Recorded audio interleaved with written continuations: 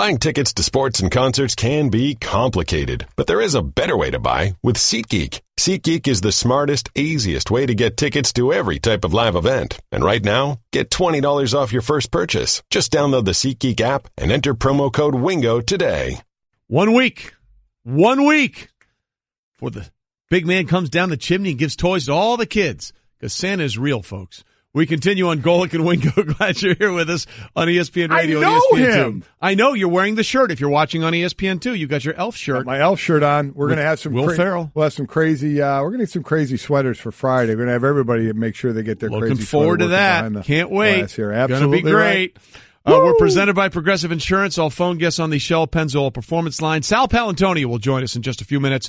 Talk about the Steelers game as well as the Eagles and how they looked with Nick Foles, very similar to the offense that they ran with Carson Wentz. Mm-hmm. Ian Begley, ESPN Knicks reporter, will join us at the bottom of this hour, and then Ryan Clark will be here in the last hour as well. I'm sure he's still trying to cope with what he saw play out at Heinz Field on Sunday afternoon. Yeah, I would say so as well. And a lot is made about the Jesse James, the catch, non-catch situation. But as we've been saying all morning, there would be more than a few plays you could look to on that game or in that game to say that could have had something to do with the outcome. I thought it was a good game all the way around. I mean, I didn't think there was any way it was going to live up, but it lived up to the expectations. It certainly did. And look, as we said all along, we circled that game when the schedule came out and said, hey, this might be the game to watch. For a lot of different reasons, and for all those reasons, it absolutely did play out that way. Sal was on the sidelines for ESPN Radio for the Pat Steelers game. Bill Polian was also doing that game. And Sal joins us now via the Shell Pennzoil Performance Line, taking synthetic motor oil performance to a whole new level. Make the switch to Pennzoil Synthetics today. Sal, as you were watching the end of that game and that 3 or 4 play sequence by the Steelers at the end of the game, what was going through your mind? Totally surreal moment. Never seen anything like it. I don't think any player did either that was playing on either sideline. And a couple of the Steelers players were really angry and upset. It was a helmet throwing moment for a lot of players on that sideline. And totally disbelief. I mean, in shock. It was crazy. You know, they had 68,574 people. I'm in Philly Airport, so you can hear some of the sounds of the airport here. Christmas in Philly Airport, love it. 68,570, largest crowd in Heinz Field. Now, I've been on the deck of an aircraft carrier during flight ops. That stadium was louder than anything I've ever heard on an aircraft carrier. And then once the interception happened by Deron Harmon in the end zone, you could hear a pin drop. I guess the other time, let's go back before we go forward toward the end of that game. Maybe another time you could hear a pin drop when Antonio Brown was laying in the end zone holding onto his leg. And the way it looked, I thought maybe he broke his leg. Was it his ankle? Turns out it's a partially torn calf. But take us through that moment, and I bet it was awfully quiet then. Yeah, it really was. And to be on the sideline and to see, him being helped off the field, everybody was standing in the crowd, focused in on number 84 as he came off the field, and he went, of course, into the blue tent. They quickly took him out and took him to the locker room, and I followed him. And they went into the X-ray room, which is right next door to the Steelers locker room, and stayed in there a long time. And then somebody with a uniform on discovered that I was in the wrong place at the wrong time and kicked me out. So I didn't get to see him come out, and then they gave us the update that he was going to the hospital. And, they survived that, though. They still converted over 60% of their first downs. They survived everything that happened to them in that game. They survived Gronkowski and still came back. But they couldn't survive the NFL rule book. And that was, to me, we live in America, right? We don't want any kind of centralized government or centralized office controlling our lives. We like to do things on our own. Autonomy has been the hallmark of what we do. And people just don't like the idea, I think. It's very a Clockwork Orange like that somebody is looking into a Microsoft iPad and back in New York they are making a decision. It's very George Orwellian. All that may be true, Sal, and I love the political spin you just sort of went on there. But look, by the rule, the call was correct. No question. Yeah. No question. You got to survive the ground.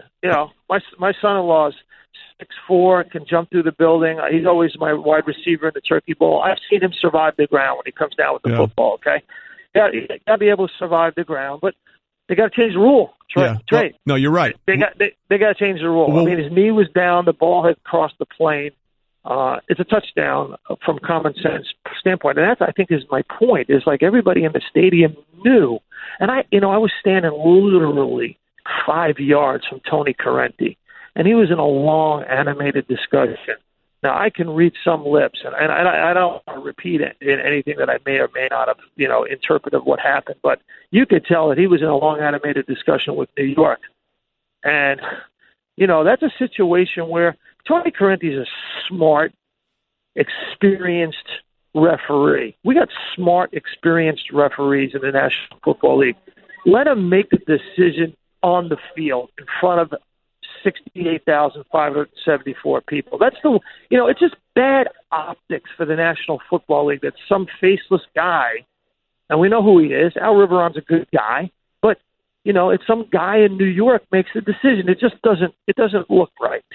Well, you're right there, and we've talked a lot about, while it was the right interpretation of the rule, we'd like to see the rule change and be consistent when a player breaks the plane of the touchdown, whether it's a runner or a receiver with possession of the ball. If it ends on one side, it should end on the other side. So that's sort of the way we've looked at it. But the other thing of this, Sal, which sort of gets lost in this discussion, the Steelers still had plenty of chances to either win the game or send it to overtime. So as much as we're focusing on that one play, that was not the death knell of this game for Pittsburgh. No, it wasn't. I mean, you gotta clock it, and you gotta kick the game-tying field goal, and you gotta live for another day. And I think that's what Roethlisberger wanted to do.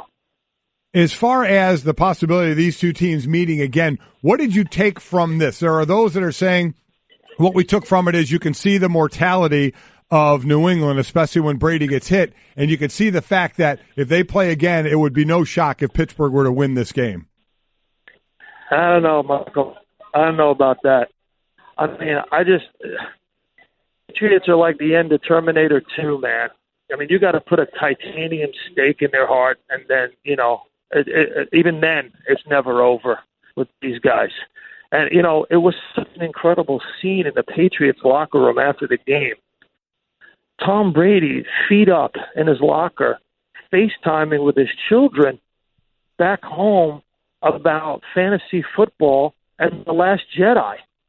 It's sort of like, okay, I just cut the heart out on the road of my biggest rival, and I'm just like another 40-year-old guy who went to work, and now it's time to FaceTime my kids.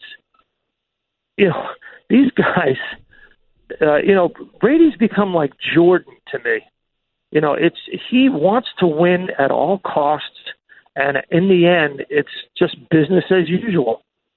Well, along those lines, you're right. They had the opportunity to maybe end the game with that tip ball that Sean Davis couldn't quite hang on to there. And then it just seems like whenever it's like the Carolina game, or not the Houston Texans game, where they didn't go for the touchdown. They didn't get the touchdown. They kicked the field goal. And you just felt like, okay, Brady's going to find a way to get this done. And it's almost like after that reprieve, he started finding Gronk left and right. And look, the Steelers actually played him pretty well, but those were really perfect throws by Brady on that drive to get him down the field. There was nothing they could do. Yeah, and going into the game, we all talked about the fact that, hey, you can't play zone coverage. You can't let them find the voids. And they played a lot more man coverage. They did bracket Gronk. They did play one-on-one coverage and opportunities that Brady took advantage of. But as Belichick said after the game, even when Rob's covered, Rob's open. And Gronkowski's just too big, too strong, soft hands, too quick. Ball placement is just too perfect. It's like Stockton to Malone. That's what it's like. It's literally like Stockton to Malone. Our NFL reporter Sal Paolantonio joining us on the Shell Pennzoil Performance Line. How about the mood in the other locker room, the Steelers locker room? I'd imagine there might have been some dented lockers in that one after the game. Yeah, we weren't allowed in to see that, Michael. Wow. But Yeah, I was standing on the sideline when the players were coming off after the interception by Duron Harmon, and I could tell you there were some dented helmets, definitely paint flying as guys were throwing their helmets at anger. Well, it was crazy. And Sal, look, but just give us one final sense, because the swing of emotion in the final minute of that game, you have the Steelers with the lead. They've had the lead almost the entire game. They find a way to come back, and it looks like they're going to finish them off. Then Brady takes them right down the field. Right after that, you have the Juju Smith-Schuster play, which out of nowhere, with 56 seconds left, puts them in a chance to win it, and then it crushes with the incomplete pass and then the interception. Have you ever seen a swing of emotion like that over a minute in a game? How about coming back from 28-3 in the Super Bowl last year? There you go. That would do it. Yeah. I mean, that's the thing. I think if we've learned anything in these last two games, or even three, I mean, you go back to even Russell Wilson's interception in the end zone. And, it's like you can't let these guys hang around for 12 rounds. You got a chance to knock them out. You got to knock them out, or you got to pay. And I was thinking about this, Trey. If Gostowski doesn't miss that extra point in Denver, the Pats could be on a 4-year run of Super Bowl wins, because I think they're going after this one. I don't see how they get stopped. From going to Minneapolis. I really don't. Well, it's like we said before, if it weren't for the Manning family, they might have 10 already. Yeah, how about I mean, Eli's beat him twice, and Peyton's beat him 3 times in an AFC championship game. By the way, back page of the Philadelphia Daily News as they arrived in Philly Airport this morning, Nicky touchdown. Yeah, there you go. Absolutely right. All right, Sal, we appreciate it, bud. Thanks so much. Thanks, Sal. Thanks. Merry Christmas. You too, pal. Sal Paolantonio. I get what he said. Listen, I picked New England to make it to the Super Bowl this year to play Seattle, which it's not going to happen on that end.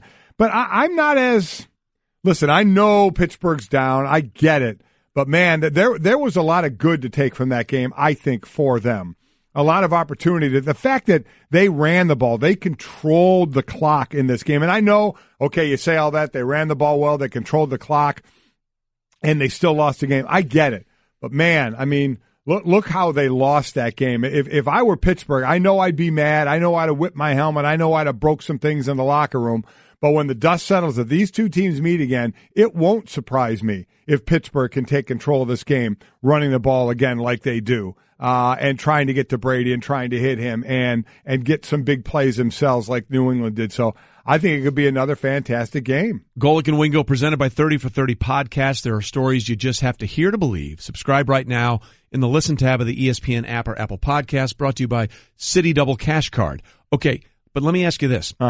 How important now is Mike Tomlin to this team? Because, as you said, devastating loss. You thought you were going to have it. You could have potentially wrapped up home field advantage next week after that win. Now they've got to struggle to make sure they finish ahead of Jacksonville just to get a bye, and you won't have Antonio Brown, it looks like, for the rest of the final 2 games of the regular season. You hope you have him for the postseason.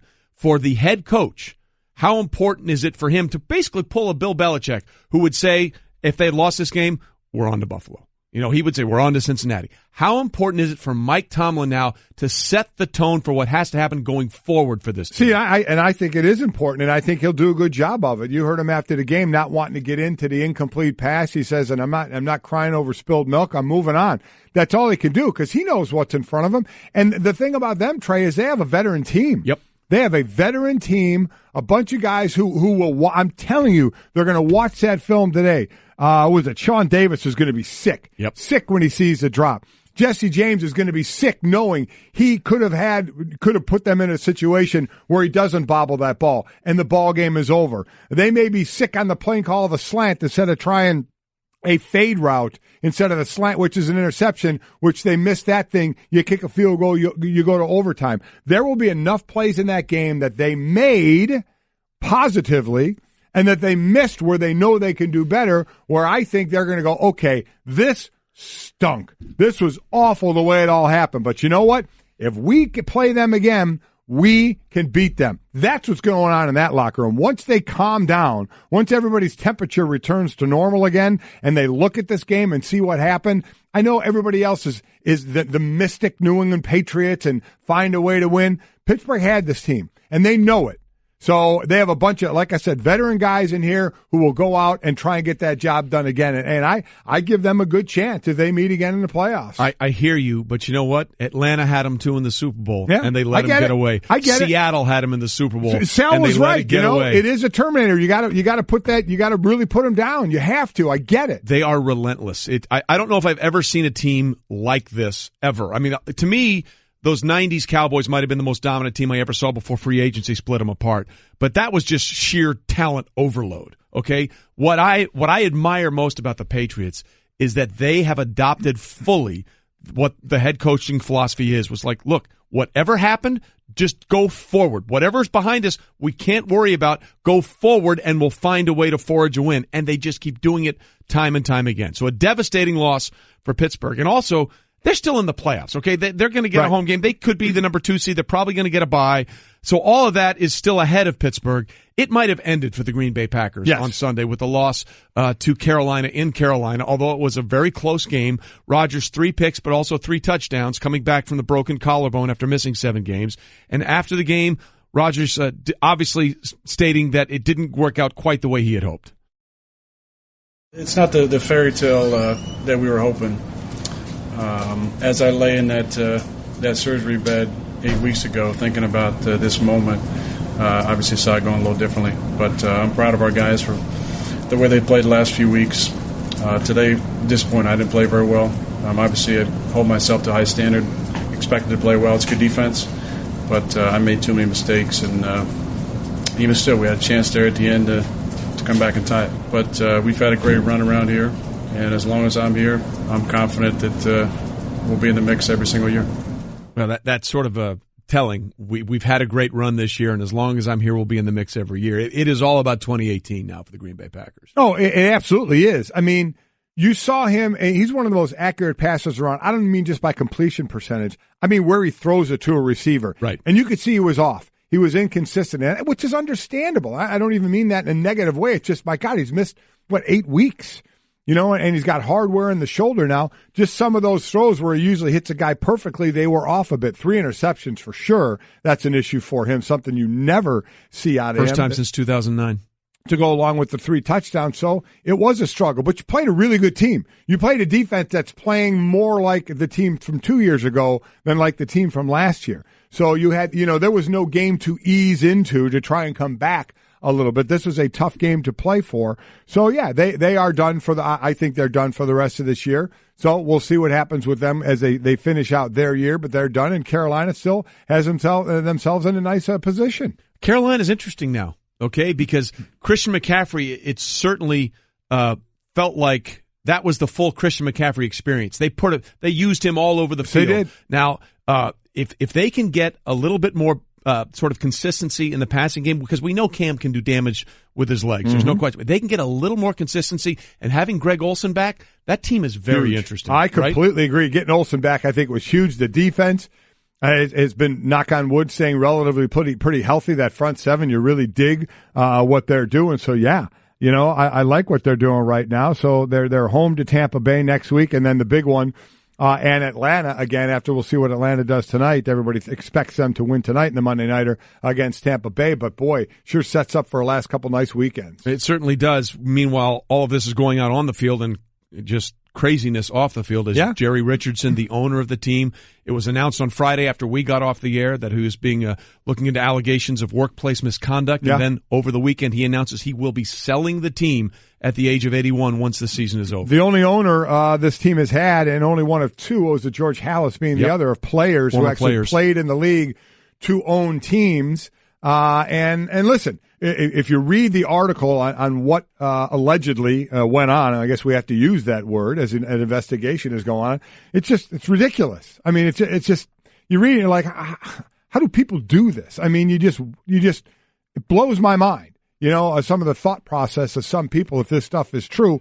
And now, I mean, what happens? So now the team was going to investigate. They turn it over to a league to investigate. Well, the NFL has to investigate. So, that's the thing. But I mean, what if Jerry did do something wrong? What happens? He's going to sell the team. He's going to make a healthy profit, I'm sure, selling the team. And then if he's not the owner of the team anymore, what does the league do if they find improprieties there? I mean, do they do something still to the team and the new owner? Is that going to be fair? I don't know where it goes. Again, if you read the story on it, you just shake your head and say, what the hell is on people's minds with the thought process of some of the garbage that they're doing, allegedly doing? But that's now again. He'll sell. He'll make a profit, right? Yeah, There's he's no going to doubt make about money it. on the team. There's no question about that. He's going to make money, and I don't know what goes on from there. Then don't know. Well, that would be the curious thing from the league's perspective. How do they handle this once he has divested himself? Right. He's out of the league. Is it no longer the league now? Is it the former employees that maybe go after? But that apparently they've already settled cases. Right. Some had settled. Right. Yeah. You're exactly right. Right. So it'll be curious to see what from the league's perspective how this is handled after he divests himself. Right. Of the team, and that'll be something that will certainly play out long after this season is over. Again, Jerry Richardson saying he will sell the team at the end of the 2017 season, and people are lining up to say they want to buy it. P. Diddy saying, "Hey, listen, let's go." P. Diddy's worth about $820 million. Yep. I mean, that's a good start. You know what I'm saying? Think about what you just said. Holy smokes. That's a good starting point to buy an NFL team. So when people are talking about the NFL and all this kind of stuff, if $820 million won't get it done, remember the Bills, who have the longest active playoff drought, although they might end it this year. Yeah. With the big win they had against the Dolphins, they may finally get it now. They're in right now, but that team was 1 point something billion. Yeah. So a team that has had success, the franchise rights for they're going to go through the roof. Go P. Diddy. Hope he go gets get in there. Awesome. He would be the first majority African American owner of an NFL team. The dude's done well in the business world and the music industry, hasn't he? And he's also run the New York City Marathon. Well, there you go. He's done a lot. Feather in his cap. There you go. Aaron Rodgers' return wasn't the only one that didn't go according to plan. We'll discover another one next on Golic and Wingo, ESPN Radio, ESPN2. Hey everyone, Mike Golic here. Support for Mike and Mike podcast comes from our friends at Rocket Mortgage by Quicken Loans. Chances are you're confident when it comes to your work, your hobbies, your life. Rocket Mortgage gives you that same level of confidence when it comes to buying a home or refinancing your existing home loan. With Rocket Mortgage, you can apply simply and understand fully so you can mortgage confidently. To get started, go to rocketmortgage.com/Mikes. Equal housing lender, licensed in all 50 states, NMLS consumeraccess.org number 3030. Life happens. With ADT, you can feel safe with an ADT starter kit professionally installed for only $49. Call today and install an ADT starter kit that includes security panel, keypad, key fob, entry and motion sensors, and for a limited time, get a camera included and installed at no additional cost. That's a $449 value installed for just $49. Requires 36-month monitoring contract, QSB, and EasyPay. Activation and early term fees may apply. Certain marks excluded. License available at ADT.com, Florida EF001121, Louisiana F1639. Golic and Wingo on ESPN Radio and ESPN2, presented by Progressive Insurance. And as we mentioned, all phone guests join us on the Shell Pennzoil Performance Line, including our next guest, Ian Begley, the ESPN Knicks reporter. Obviously, he's worked for the Daily News, has covered every team in New York for many, many years, talking, of course, about the return of Carmelo Anthony Saturday night. Ian, thanks for being with us. So the Knicks beat the Thunder in Melo's return. What was your take on how the Knicks as an organization handled Melo's return? I thought they did a very nice job with the tribute video during intros. I thought it was a very classy move by the organization. Carmelo Anthony certainly appreciated it. He said he didn't expect it, but he said that kind of thing goes a long way with him. He thanked team president Steve Mills and GM Scott Perry for handling it the way that they did. And I just wonder if or how things would have been different if Phil Jackson was still running the team at this point. Does Carmelo get that kind of tribute when he comes back here? Carmelo was actually asked that question after the game, and he said, listen, I'm moving on from that situation. I try not to think about it. But the look on his face told you that he was kind of wondering the same thing. You know, you said in the beginning of that answer that he didn't expect it. What did he expect? I'm not sure because, we had reported that there was going to be a tribute, so maybe that was just him giving a kind of a coy answer, which he's apt to do. He's been apt to do with his dealings with the media. But maybe he just expected a regular introduction and then the fans reacting the way they would react. I'm really not sure. I think that he probably should have expected some kind of tribute video, given who he was dealing with this regime and this front office. But he did say he was caught off guard. He called it a bittersweet moment because what it did is it kind of triggered his thoughts to go to places where he kind of thought about, hey, I didn't deliver what I wanted to deliver in New York as far as the success that I wanted to bring to this franchise. We didn't get close to winning a title the way that I had hoped we did. And he said it was a little bit of an emotional moment there right before the game. Yeah, ESPN's Knicks reporter Ian Begley joins us on Golic and Wingo. So, I mean, it was exactly, I think, what you'd want if you're a Knicks fan. You get the tribute, you boo, and then you get the win. So yeah. if you're the Knicks fan, you got your moment to honor Melo, then you boo him as you do when he touches the ball, and then you come away with the win. You know, and Melo's time in New York is kind of interesting, right, Ian? I mean, look, he did a lot for the fans, a lot for the game, and a lot for the Knicks, but it never quite meshed. So, 6.5 years, I think they made the playoffs 3 times. How would you look back at his sort of tenure with the Knicks? I think overall disappointing, but I think you can't really painted in kind of a black and white picture where you blame Melo for everything that went wrong with what happened with the Knicks, or you blame management for everything that went wrong with what happened with the Knicks during his tenure. Because I think there are a combination of factors at play here that led to their lack of success. Phil Jackson and the previous regime, Donnie Walsh and then Glenn Grunwald, didn't do a great job surrounding Carmelo with enough talent to lead, to give him that supporting cast that so many other superstars in the NBA had to bring the Knicks to those greater heights that they were hoping for. But then on the other hand, the way Carmelo played, you can make an argument that he didn't do enough to elevate that cast that was put around him, which a lot of great players in the NBA do. So I think there's blame to go around, but a lot of people in this town, they want to look at Carmelo and see him as the reason for everything that's gone wrong for this team in the last 6.5 years. I just don't see it that way. I think you put some blame on management, you put some blame on Carmelo, but ultimately I do think that the tenure was a disappointment here in New York. But look at, I guess, coming out through the other end here. I mean, Amari Stoudemire is thought to be a big money guy there and to help. Obviously, Carmelo, Phil Jackson's brought in to be Phil Jackson and have all the free agents flock to New York, which obviously was a horrible failure from that standpoint of it. And here you are with none of those guys there anymore, and a team that's sitting 16 and 13 and 14 and 5 at home this year, and you have one of the great stars in the league in Porzingis. So where this team is now, after all of that money spent, big names, here you are with none of the big money or the big names, and a team that's doing pretty well.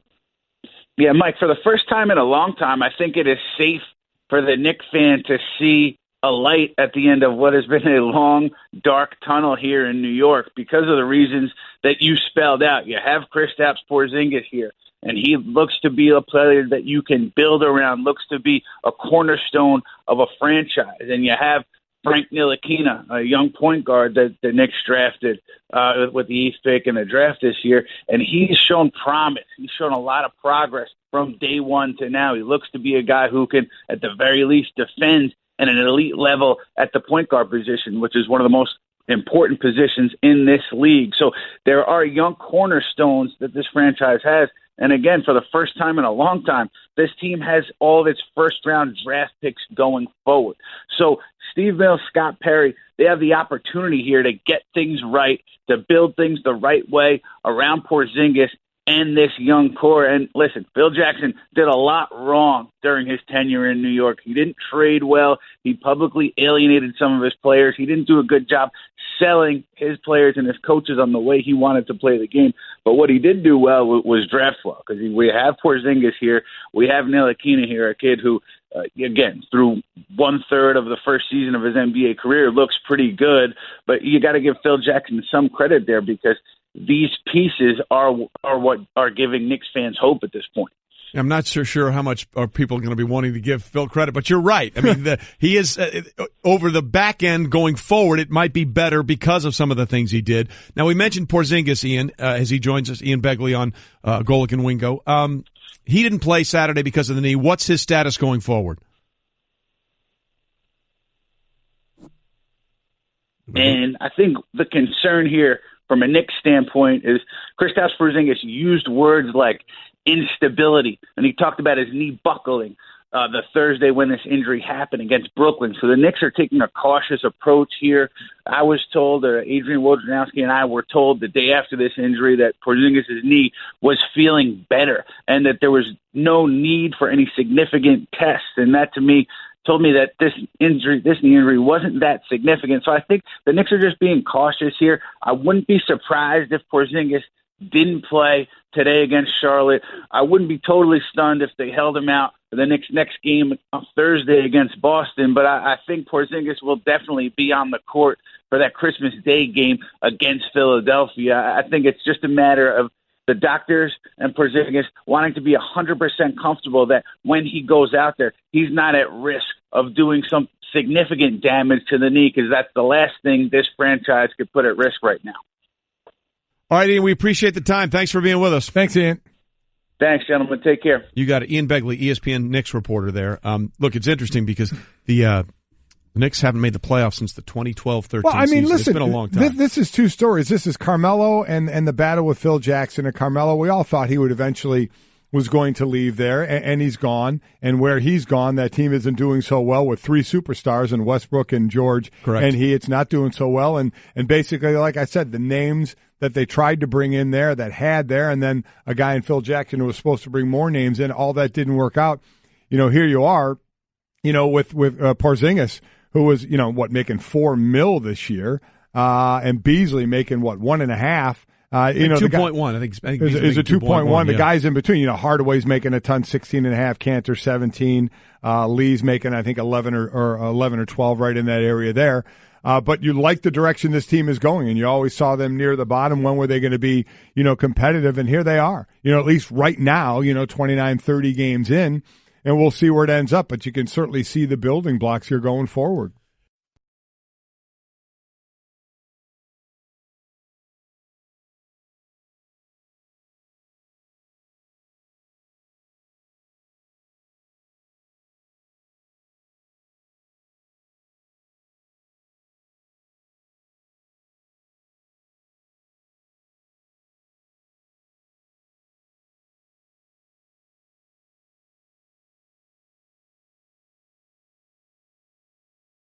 So we roll on Golic and Wingo, and we've been talking a lot about a couple of controversial finishes in games, specifically the end of the Patriots Steelers. Although there wasn't controversy, it was just a really good finish and a crazy rule that was interpreted correctly, but it's got a lot of people's attention. I mean, I have friends of mine that work at other places like in golf, tell me, how is this not a rule? Explain to me. So the idea of what went on at the end of that game is certainly catching everybody's attention. And obviously we had the end of the Cowboys game with the touchback by Derek Carr that allowed the Cowboys to keep their playoff hopes alive. And we'll get into all of that more. Right. But we haven't yet talked enough about something that happened in the NFL on Sunday in over a decade, or in a decade, actually. For the first time since 2007, the Jacksonville Jaguars are in the postseason. And a big, big reason why is quarterback Blake Bortles. Blake Bortles, absolutely. Last three games, you look at him, you're going back 3 games ago, the Colts, then Seattle, and then this one against Houston, completed 74, 66, and 72% of his passes for 2, 2, and 3 touchdowns. So 7 touchdowns, no interceptions. They just picked up his 5th-year option. Right. And I listen, I was one of the first ones to say when looking at Jacksonville in the future, they got the running back in Fournette. They spent a lot of money and draft picks on that defense as well, and the defense is certainly paying dividends there. And I said, if this team is going to reach where they want to go, it's going to be without Blake Bortles. He's not going to be that quarterback. I had said it early on. I said I don't think he's consistent enough. And listen, all he's done certainly in the last 3 weeks has proven me wrong and others wrong as well. We'll see if it holds. We'll see if the consistency holds going on into the playoffs. But you can't deny not only what they're doing, that deep, it's you target draft picks and you target free agents, and they paid some big money for free agents, and they've had some high draft picks that you've not used on defense, and it's worked. And that's the one thing, because we have seen a team like Washington, Trey, when they went to the free agent route, that they brought in tons of guys, wrote big checks, and never got a guy to a Pro Bowl. Correct. For years. So it's about proper scouting of draft picks and also of free agents, which they've done very well, certainly with the running back on the offense with Fournette. Blake Bortles, I just didn't think it was going to happen. And listen, I'm still not sure it's going to happen in the future, but they have picked up that fifth-year option. We'll see what they do after this year with him, but all you can do is play the games in front of you. In the last 3 games, he's been fantastic. What he's done over the last 3 games, he's never done before in his NFL career.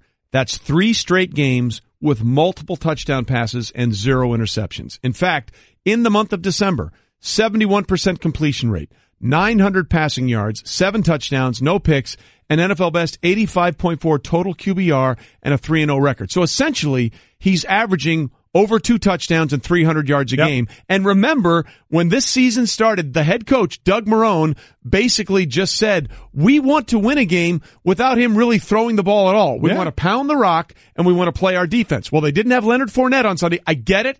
It was against the Texans and T.J. Yates at quarterback, but they destroyed that team to punch their ticket into the postseason, and Bortles has been a big reason why. Yeah, you look at those 3 games we talked about. The first one was against the Colts. Then it was against Seattle, who they beat 30-24. He threw for 268 in that one. And then this last one against Houston. Listen, it's not like in the beginning of the year we all had this, watch out for Blake Bortles. No. He's going to be an MVP candidate. He's going to lead this team. We all saw it. He had given you nothing to think that he was going to be, when they need it, you could put the game on Blake Bortles' shoulders. He had really done nothing to show you that. So, I felt very secure in saying I don't think he's going to be the quarterback of the future for this team, but give him credit to what he's doing. And again, without Fournette, as you mentioned, so they're going to have to rely on him throwing the ball a little more. So let's see where this thing goes. They're in such a great position by more defense in the running game. He has been a big reason for it in the last few games, obviously, but hey, let's see where it goes. Let's see if the consistency is there and where it can take them in their last 2 games. They go both on the road. They go to San Francisco and to Tennessee. Yep. Tennessee is going to be interesting because they're sort of limping to the finish here. By the way, Doug Marrone, short list of Coach of the Year. Yeah, how can he not be? Right? Yeah. He's got to be in consideration. Yeah, it has to be, right? I mean, Sean McVay certainly is going to be there as a first-time head coach, and what is he, 16 years old? I mean, so I think he's obviously going to be right there. Marrone is going to be there. Doug Peterson, in Philadelphia can be right there as well. We'll see. All right, so that's what's going forward. Again, Tennessee lost in San Francisco last week. Jimmy Garoppolo, 3-0, by the way, as a starting quarterback. So we'll have lots more to discuss on that going forward, not only in this show but the rest of the week. But we also have Mike. Here's your news of the weird with Golic and Wingo.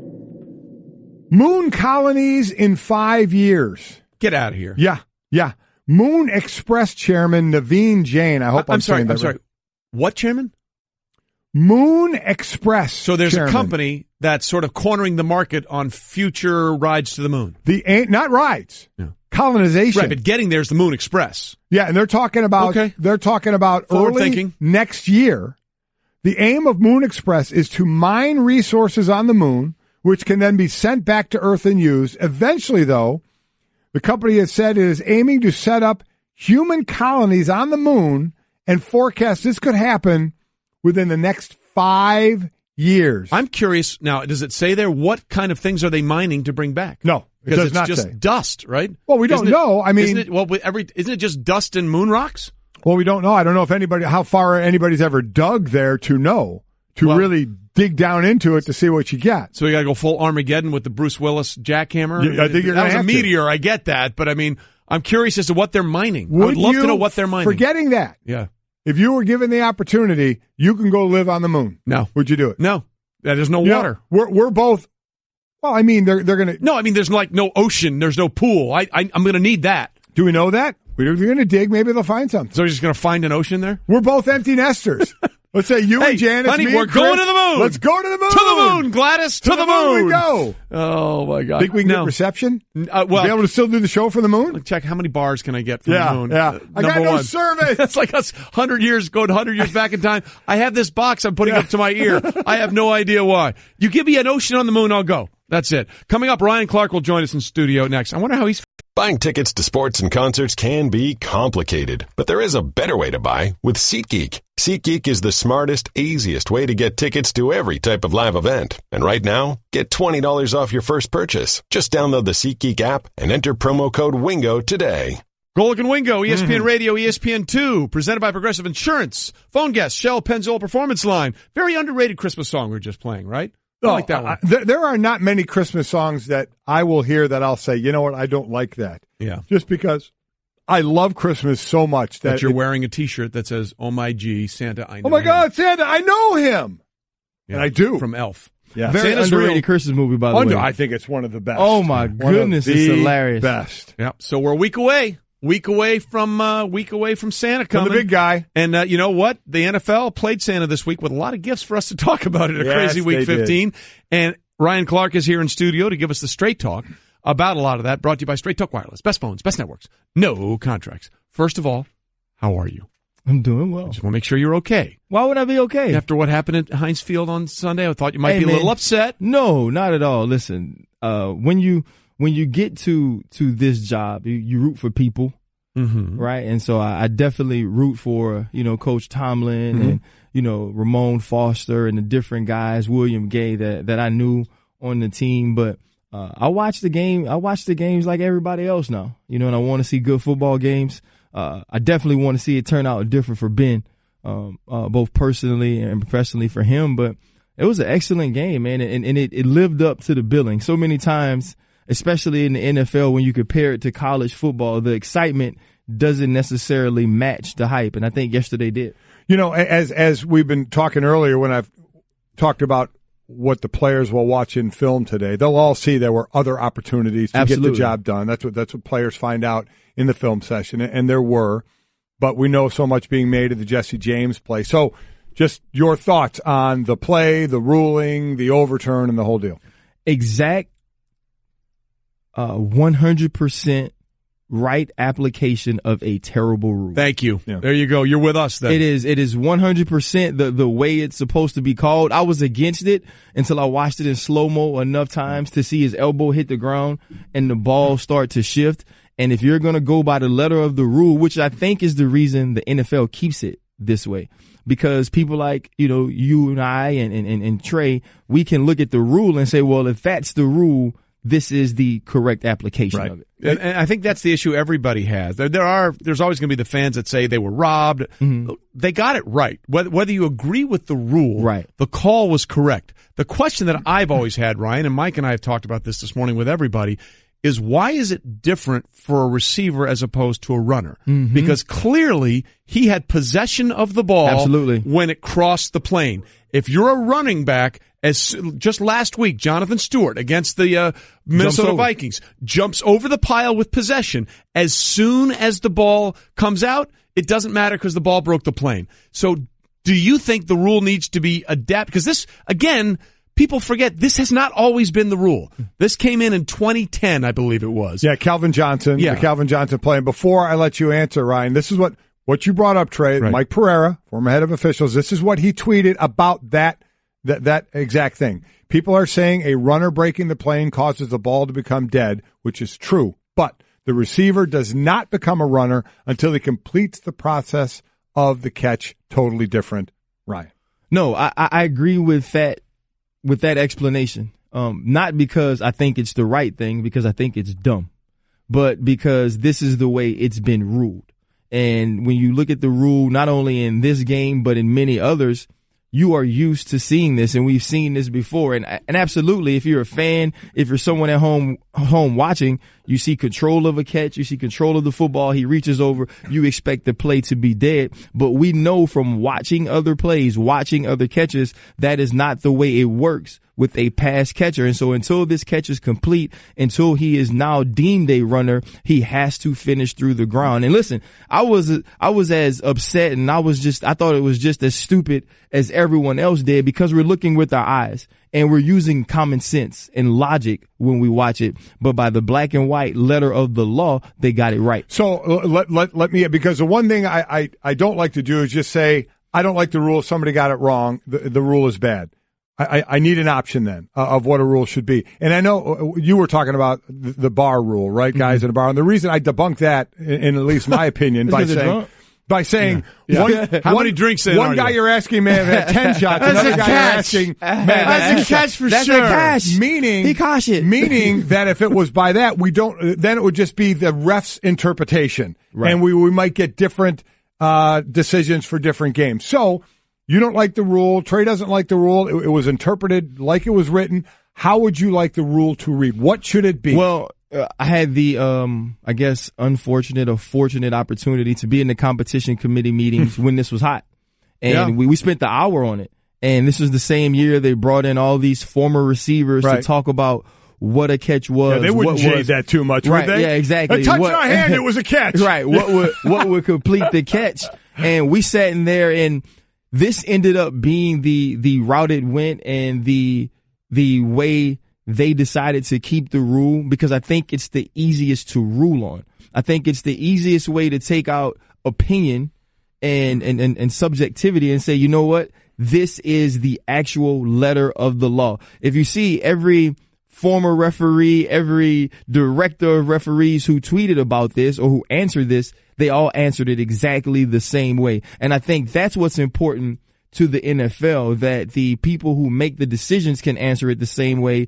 Be darned with whatever we think, but this is the way the rule. But what if they gave you the scepter? What if they said, you're making the rule?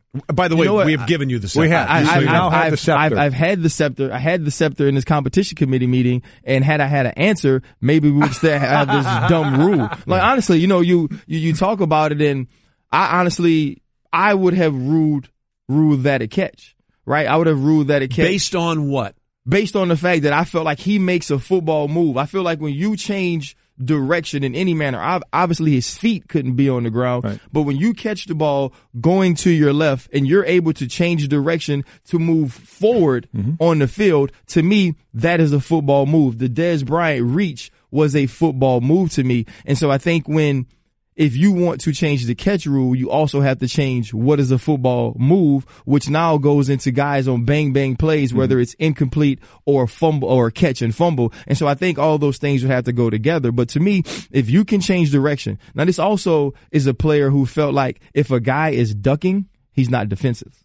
Right. If a guy has decided to turn his shoulder to me and try to ball up and protect himself, he is no longer defenseless. And so those are things that I and the NFL disagree on. All right, Ryan Clark here with us in studio. I want to be clear about a couple of things. You read Mike Pereira's tweet, and he's absolutely right.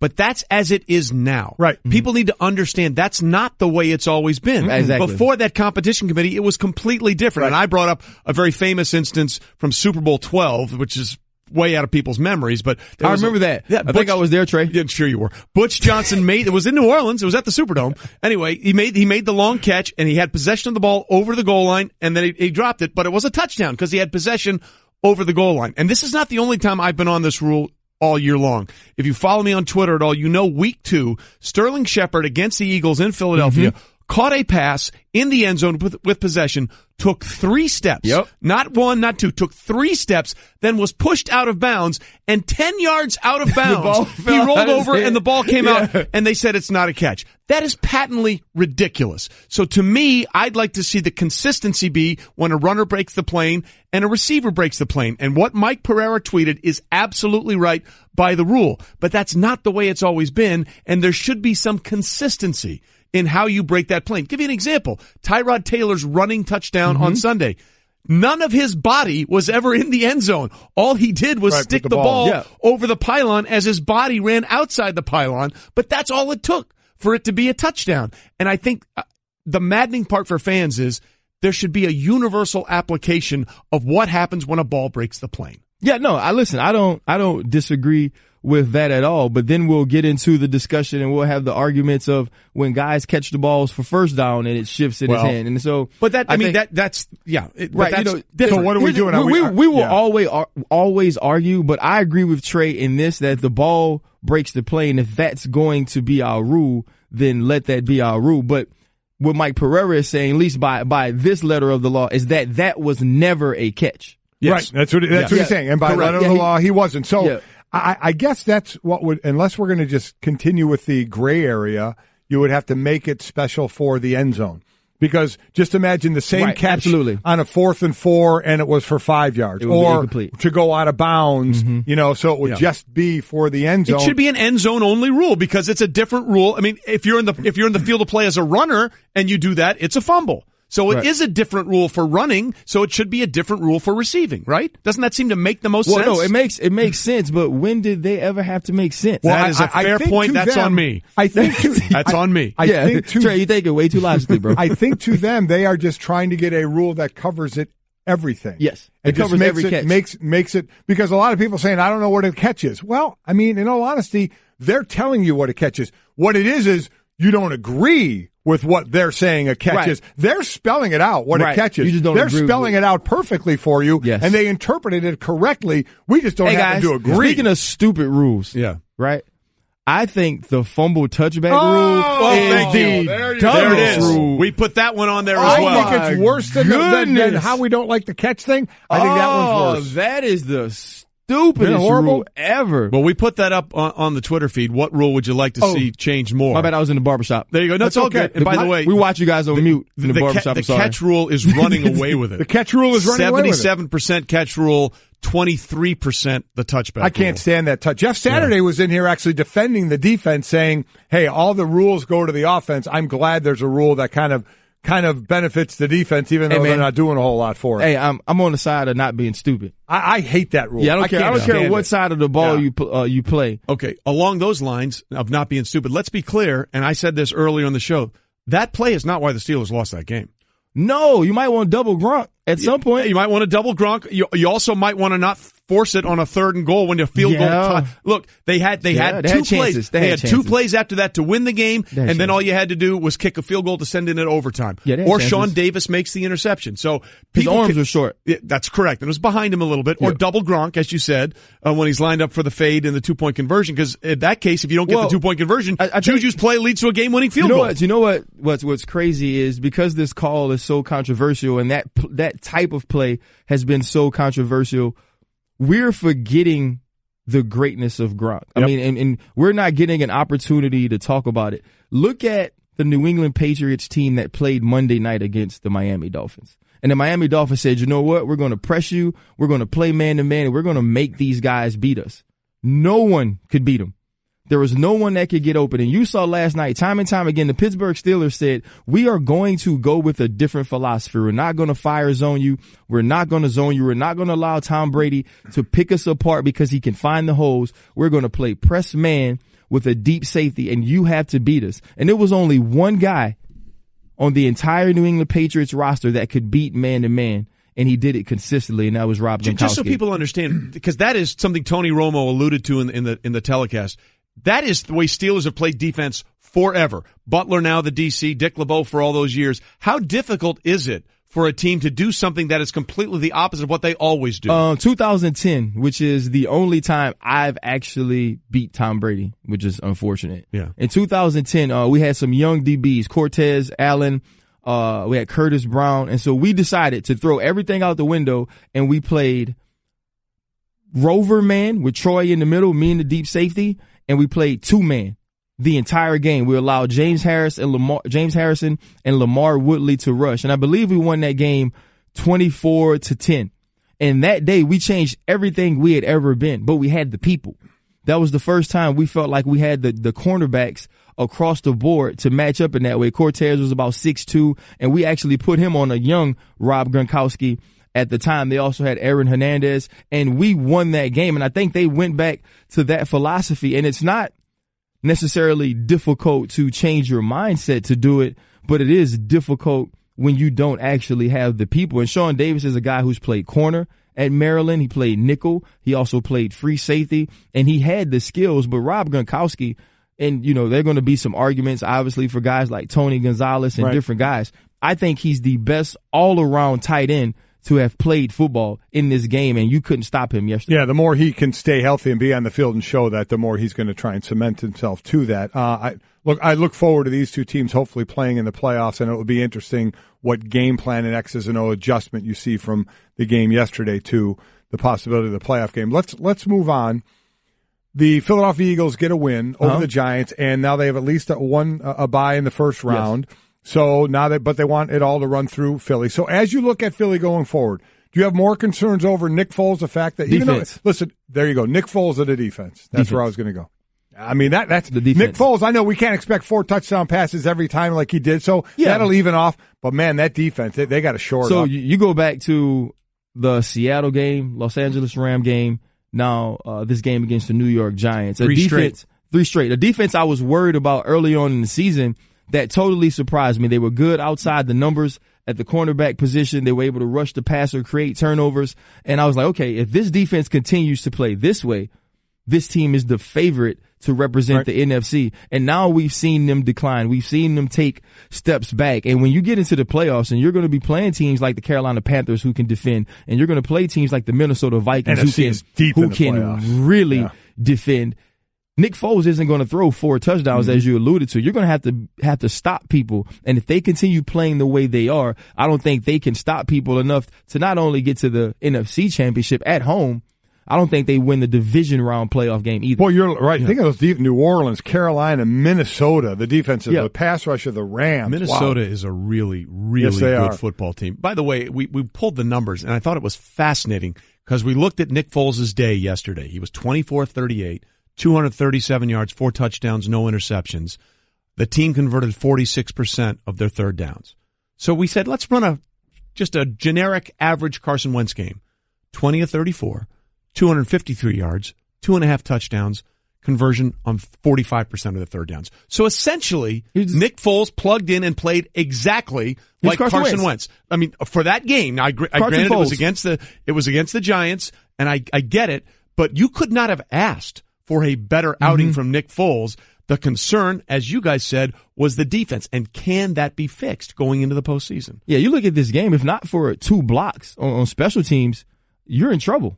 You know, the Eli Manning-led great New York Giants, which are no more, beat you. And so you can't – this is one of those days, and Golic, you know this, that you go in to watch the film as a defense and you lost. Right? You don't talk about this game as a W. You are treated, you are talked to, you watch it with the same sadness as if you caught an L. Oh, that's how you feel. You fear these film sessions. No doubt about it. No doubt about it.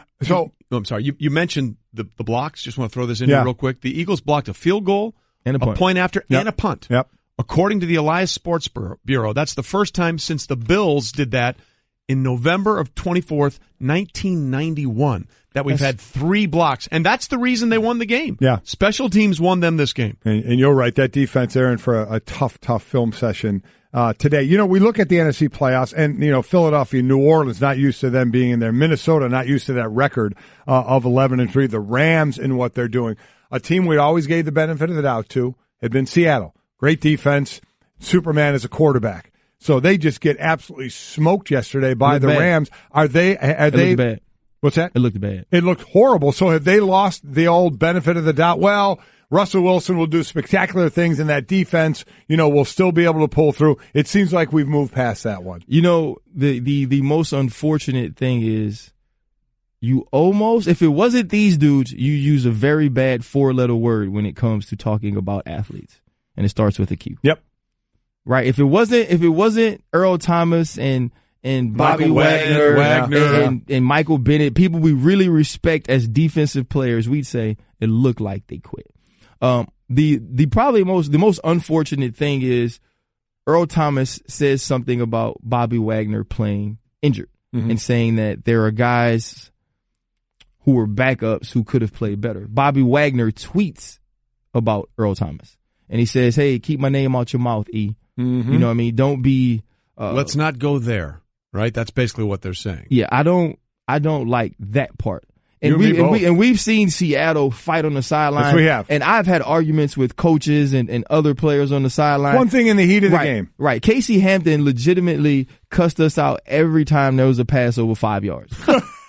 He was the most. He didn't want to run more than 5 yards. And he was so big, you just said, we'll try and do better next time. He would just complain constantly. I used to be like, Case, they gonna complete a pass, bro. Like you just stand up in there. Like, we have to run around back here, bro. Just relax. Wait a minute, man. you're ripping D lineman now? Hold on. No, it was Casey though. Okay. He really. Did you jump in his face on the sideline? No. Do you remember how big Casey was? Oh, he's a monster. He has his own moon. Yeah. I was tough, not stupid. You know what I mean? There is a difference. There's a difference, bro. But to your point, going public with that, I don't and that's a lot of people look at Pete Carroll, says he runs a kind of a freewheeling team, let the players be themselves. During the heat of the game is one thing. Out in Twitter world and out public, I can't stand. Well, and I think the other piece that bothers me is such a departure from what we've always known of them.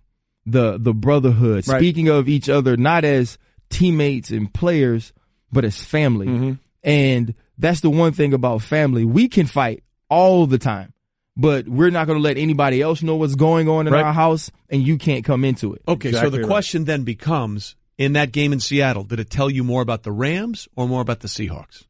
The Rams still, because this is a Rams team that this is the Ram teams that came in believing they're better than the Seattle Seahawks. And even though they were down and, Legion of Boom is missing Cam Chancellor and Richard Sherman, they didn't go in and say, okay, we're going to win this game. Right. They said we're going to dominate this game. And I watched Aaron Donald absolutely abuse people's children. Like, there was people that's mamas were at that game. Can I tell you something? That took off their jerseys. Yeah. People just don't understand how good that guy is. I mean, he may be better at his position, and because of the position, you don't get the headlines. You don't see all that. I know where you're going with this. He may be better at his position than anybody else is at their position in the game of football. He's going to sign such a great deal. He's going to break all the banks. Oh my gosh, and deservedly so, man. Paid. Yep. Man, he's going to have a billboard in L.A. if he doesn't have one already. But when he's going to have whatever he wants. This is a dude I used to walk by, though, when he was in college, and I was like, I was like, this the kid. He's not physically imposing at all. This the kid nobody could block. He's under 300 pounds. He's just about 6'1". Yeah, it's unbelievable leverage. His leverage is ridiculous, and that leverage is going to get him that contract. They're going to wish they had signed him before the season started. Absolutely. I go back to my son Mike when he was the right guard at Notre Dame the year they went to the title. That senior year, he played K1 Short at Purdue. He played against Aaron Donald at Pitt and Leonard Williams at USC. Great year. I mean, how'd that work out? Some D linemen coming fun. out. Wow. Yeah. Really impressive. So, again, just appreciate how, you're never going to look at him like a quarterback or a wide receiver or any of that, but just understand no one is dominating their position better than Aaron Donald is right now, and he's going to break the bank. He's also not a nice man on the field. He got the right attitude you want. He got the streak you want when you cross that sideline and go over into the field. RC, thanks for being with us. Thank you guys, NFL Live today, right? Yes, Sunday sir. Best. We're going to get a Cam Newton Fez appearance for a second straight week. Hey, like you said, it's the brimless hat. It's certainly something. Yes, it is. As Tim likes to say, it's not an outfit, it's a costume. Coming up, a team clinched their division yesterday, but something even better happened between the White Lines for the first time in over 700 days. We'll discuss it next. Golic and Wingo, ESPN Radio, ESPN 2. Hey everyone, Mike Golic here. Support for Mike and Mike podcast comes from our friends at Rocket Mortgage by Quicken Loans. Chances are you're confident when it comes to your work, your hobbies, your life. Rocket Mortgage gives you that same level of confidence when it comes to buying a home or refinancing your existing home loan. With Rocket Mortgage, you can apply simply and understand fully so you can mortgage confidently. To get started, go to rocketmortgage.com/Mikes. Equal housing lender, licensed in all 50 states, NMLSconsumeraccess.org number 3030. Life happens. With ADT, you can feel safe with an ADT starter kit professionally installed for only $49. Call today and install an ADT starter kit that includes security panel, keypad, key fob, entry and motion sensors, and for a limited time, get a camera included and installed at no additional cost. That's a $449 value installed for just $49. Requires 36-month monitoring contract, QSB, and EasyPay activation. Early term fees may apply. Certain marks excluded. License available at ADT.com. Florida EF001121. UBZ F1639. Smoothing our way through a Monday. A week from Christmas. A week from Christmas. From Santa. From Santa arriving. I know him. You do. You're wearing the elf shirt. Yes, I am. Good for you. We're 7 days away. Don't let anybody tell you otherwise, kids. Santa's real. Be good. This camera, Santa's real. That camera, Santa's real. That camera, Santa's Do real. not. Santa is real. Don't get on the naughty list. Don't do that. Would be bad. Very bad. But we had a very good thing happen in the NFL. Yes, we did. On Sunday.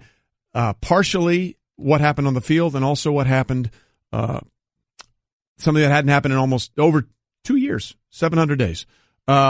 707 days after his last NFL snap in the 2015 wild card round against Seattle, Teddy Bridgewater, in a blowout win that the Vikings had over the Cincinnati Bengals, 34-0 at the time, and Teddy Bridgewater made his return to the field. It was unbelievable, and it was a very emotional moment. Yeah, it was cool to see. I mean, again, let's not start thinking about any kind of quarterback controversy. I mean, we've been kind of getting on Mike Zimmer the last few weeks of why he wouldn't just say Case Keenum is the starter for the rest of the year. And by the way, Case is the starter next week. Let's be clear about that. I mean, let's not get crazy on that one at all. He will be, but Case Keenum, by the way, went 20 of 23 for 236 yards with no picks. Is that good? I mean, he's just with a couple of touchdowns. So, let's end that. But that was good to see, and because all we did was hear about how we've heard about people getting hurt before, but outside of a head injury or a back injury, it's normally you blew out a knee, did that, but we've had a couple. That one, obviously, Teddy Bridgewater a couple of years ago, the Zach Miller one, where if you saw the video of Zach yesterday walking at the facility. After the thought that he may have lost his leg with that injury on a touchdown catch with the Bears. But having Teddy come back and being able to see him go back on the field and just from what we heard of how bad that injury was, the ambulance had to get him to the hospital kind of in the air of the Zach Miller so he wasn't going to lose that leg.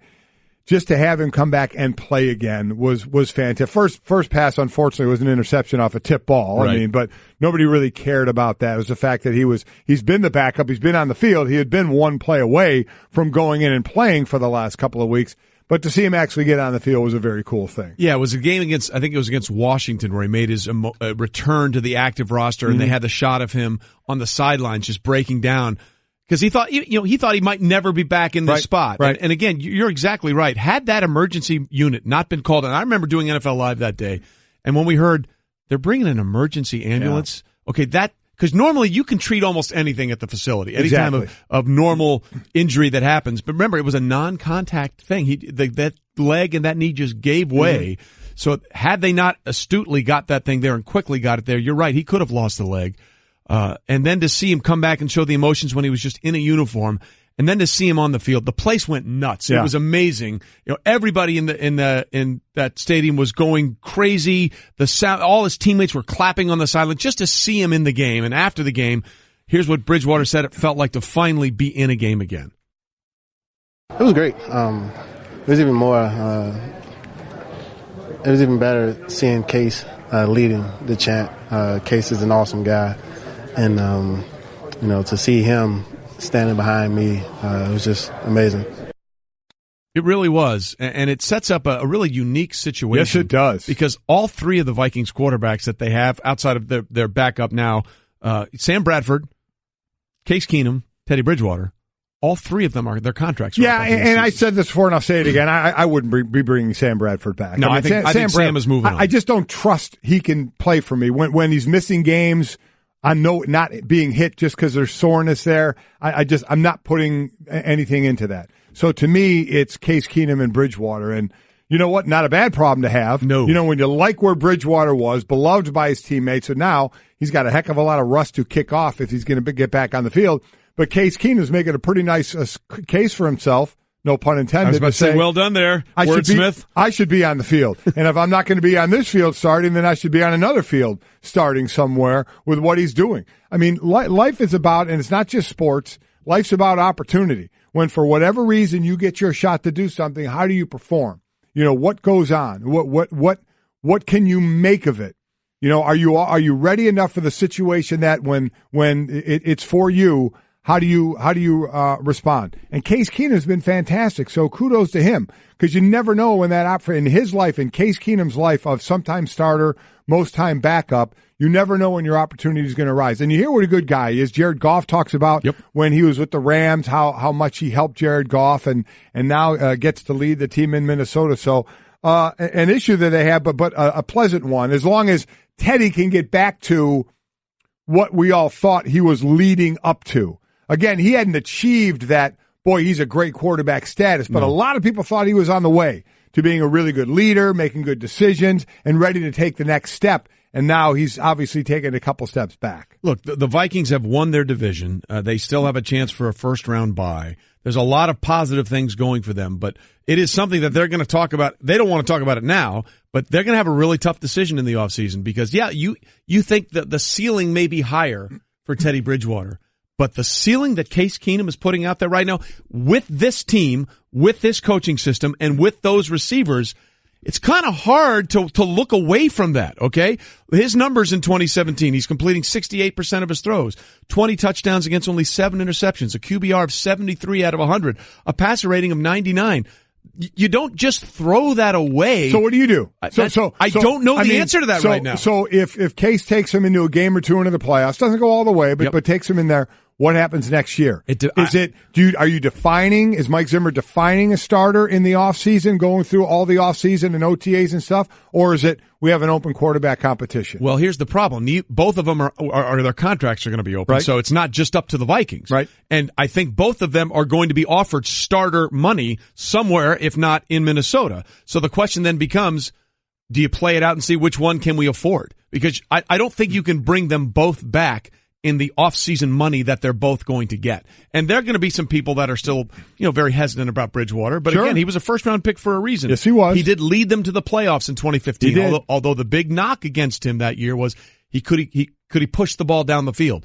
And that's what you're seeing with Case. You're seeing Case too. You're getting that actual production out of him. It's going to be a really, it's something, as I said, it's a decent problem to have in the offseason. We'll talk about this a lot in March. They have a little more to take care of now during the regular season. But the question then becomes, how much do you believe in this team as it's presently constructed? Well, listen, because of the way the weapons, who would have thought you'd been saying Diggs and Thielen are maybe the best wide receiving combo in the game? Since Moss and Carter. You got Rudolph back as a big time. I think he got his 8th touchdown. Yep. So back as a monster red zone threat and again. And did a horrible icky shuffle, by the way. And listen, bad. But Friday he was going to be deactivated for this game. He was doubtful for this game with the ankle, had the high ankle issue, ends up playing. The O-line, we saw some effects last week when they were missing a few guys. They got a couple back, and it certainly played a lot better. And then because you have the defense you have, you're going to be in every game. This team is really good. When you talk really about good. When you talk about balanced, are they the most balanced team in the NFC? Is it the Saints that are the most balanced team in the NFC? The Rams,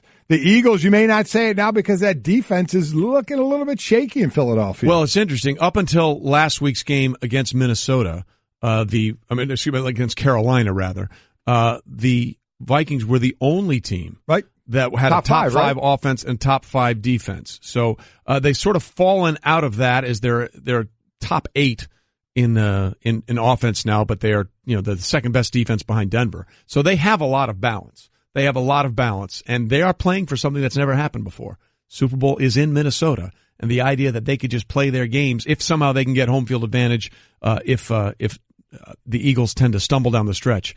But they're going to get, because they've already beaten the Rams, they're in real good position to get the 2 seed and have at least one home game, then maybe travel somewhere else, and then figure out what happens. They're playing for something that's never happened, to play a Super Bowl in their home stadium. Again, lot to get to that, but there's a lot of things that you just like about this team. Golic and Wingo on ESPN Radio and ESPN2. Presented by Progressive Insurance. All phone guests join us on the Shell Pennzoil Performance Line. All right, coming up, there was controversy at the end of the Cowboys-Raiders game, and we've got that thing figured out. Okay. That's next. Stay with us. Golic and Wingo. Computer, execute 12.4p operation. Optimizing algorithm. Running encryption packet alpha. Night. Oh, I don't feel so good. What is it, computer? Is it hot in here? It feels hot in here. I feel a little clammy. I should lie down or something. A computer with a virus? Surprising. What's not surprising? how much you could save by switching to Geico. Those oysters Rockefeller were a mistake. Geico. 15 minutes could save you 15% or more. Atlanta's on a little bit of a roll here. They've won 5 of their last 6 games, so they're doing pretty well. We'd like to see a little more consistency on the offensive side of the ball. They've struggled a little bit with getting that, but I think they're going to get Devontae Freeman going again against this Tampa Bay defense. I have him tonight in my last DraftKings. I do too, and I have no chance of winning. Yeah, my daughter Sydney's in it pretty well. She has Julio Jones. Well, that's a problem. That's going to be pretty good for people. By the way, speaking of Tampa, it's our friend Booger McFarland's birthday today. Oh, happy birthday, Booger. Booger. By the way, great story. You remember this. After the Colts won the Super Bowl and we went to the Colts, we were all sitting around waiting to tape NFL Live after the victory parade. Okay? And we were going to tape it because we couldn't tape it until the Colts came home and had their big ceremony. So we're watching the ceremony as we're getting ready to tape the show, and we see Booger McFarland. Right. So I texted Booger, and I said, Booger, Golic and I are sitting here waiting for this thing to be over, so we can't do anything until this is done so we can get it on the show. So quick, rub your stomach and pat your head. Yeah. He looked around like, where are you guys? And started doing this. Awesome. He was patting his head and rubbing his. We were dying. It was awesome. We were just sitting there waiting for this thing to be over so we could tape the show. We should have told him to do something a lot worse. That's exactly. We knew he was going to do it. We let him get off early. And then we're going to lead into this with this tweet from Pete. Wait, did I mention a folded index card? If I told you at the beginning of the season a folded index card would matter, you would laugh. Today, we cry for the NFL as a folded index card was used in a measurement for a first down in the Oakland-Dallas game. So that's the ESPN 30 for 30. What if I told you this wasn't the only index card controversy over the last couple of years? Oh, all my little grand index card children are here for the holidays. Gather around the fire and let old Granddad tell you about a couple of your famous relatives. Oh, Granddad, we don't have any famous relatives. Oh, yes, we do. I remember your Uncle Oscar's debacle, like 2017, was just yesterday. Sorry, no. There's a mistake. Moonlight, you guys won Best Picture. Moonlight won. This is not a joke. I'm afraid they read the wrong thing. Moonlight, Best Picture. People can look foolish, but they look 10 times as foolish in a bow tie. Granddad, what about Auntie Shirley? Oh, yes, your Uncle Shirley. The year was 2015. Colombia! I have to apologize. Miss Universe 2015 is Philippines. Wow. Oh, Steve Harvey. If it wasn't for that mustache, you'd have nothing left. And well, kids, that's the story of our most famous relatives. But maybe the most ridiculous one by far was your Uncle Jeff.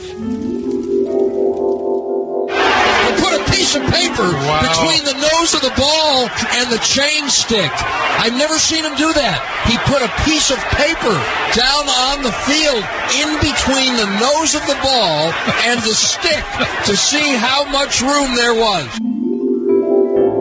Wow. Well, again, the issue, and I understand this if you're the Raiders, if there was actually room to shove the index card in, fold it over so it's twice as deep. Yeah. Why is that a first down? Well, maybe, and again, how about these popular or noteworthy index cards? Who knew? That's pretty in the impressive. long history of index cards, we had that many. Realize that. Well, it seems like the Sterator said that it did hit the ball. Yeah, and it reconfirmed what he thought with his eyes. There are others. He said he was asked why he used the card. He said, I didn't use the card to make the final decision. The final decision was made visually. The card was used nothing more than a reaffirmation of what was visually done.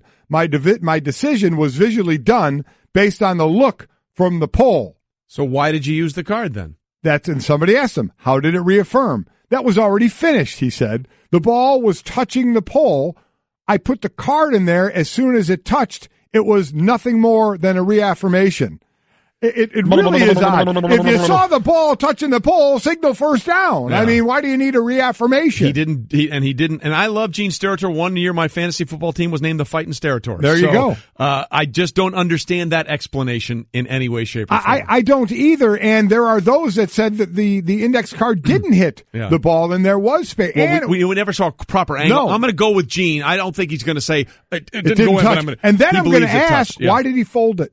That's a great question. He doubled the width of it now. Why did he fold it? By the way, the Le Batard show's coming up after we're done, and they had a great tweet on this. Mm-hmm. Never been a multi-billion-dollar industry, especially not in the technological age, that does its most valuable business measurements this way. Please risk your spine for inches so we can measure with a chain, index card, and where an old guy thinks the ball should kind of be. That does sum it up, right? We have laser sighters in golf. Yeah. I'm 273 yards away from the green, and the slope is 4 degrees up, and the wind's coming across. Yeah. And we have guys running across in knickers, handing in a link chain. Somebody get me an index card! Just get a laser sighter, man. Seriously. We can fix this, can't we? I believe we can find a better way to get this done. We'll see. All right, that'll do it. We're a week away from Christmas, and our gift to you tomorrow, Tim Hasselbeck and Louis Riddick in studio for Golic and Wingo. Santa, I know him!